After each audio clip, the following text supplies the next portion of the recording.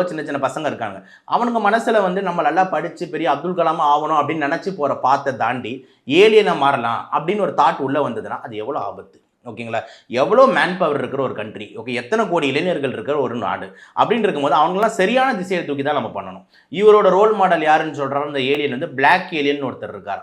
அந்த ஃபோட்டோவை முடிஞ்சால் நீங்கள் அப்படியே கொஞ்சம் இந்த இதில் வைங்க, இந்த டிபிஓ இல்லை சைடில் ஓட விடுங்க. பேயே நல்லாயிருக்கும். ஓகேங்களா? பேயே ரொம்ப அழகாக இருக்குது. இந்த பேயோட மோசமாக இருக்கும். அந்த ஆள் வந்து உடம்பு ஃபுல்லாக டேட்டூ இருக்குல்ல, பிளாக் கலர் டேட்டூ உடம்பு ஃபுல்லாக. அவரோட ஒரிஜினல் ஃபோட்டோ பார்த்தா ஜென்ரலாக வெள்ளைக்காரனா பிறக்கணுன்ட்டு எல்லாரும் ஆசைப்படுவாங்க, வெள்ளையாக இருக்கான் அழகாக இருக்கான்ட்டு. ஆனால் அந்த ஆள் மொத்த உடம்பையும் பிளாக் டேட்டூவை போட்டுட்டு இந்த உதடு இருக்குல்ல, மேல் உதடு அதை அறுத்துட்டாரு, மேலே உதடு அறுத்துட்டாரு. எதுக்கு 5 விரல்? ஏலியன்னா எனக்கு 3 விரல் தான் இருக்கணும்ட்டு 2 விரலை கட் பண்ணிட்டான்.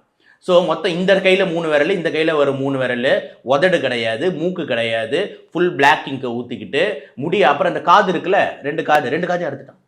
ஸோ காதே இல்லை. முடிஞ்சு நான் பொய்லான்னு சொல்ல வேணா, முடிஞ்ச அந்த வீடியோ அப்படியே சைடில் போடுங்க, மக்கள் பார்த்து தெரிஞ்சுக்கிட்டோம். அவர் வந்து ரோல் மாடலாம். யார்? நம்ம இங்கே ஏலியன் இருக்கார்ல, தமிழ்நாடு ஏலியன், அவருக்கு வந்து பார்த்தீங்கன்னா வந்து அந்த பிளாக் ஏலியன் தான் ரோல் மாடலாம். ஸோ வந்து 10% சேஞ்ச் தான் பண்ணியிருக்காராம்.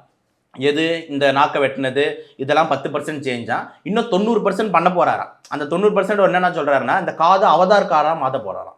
இந்த காதை அவதார் படத்தில் வர காதாக மாற்ற போகிறாராம்.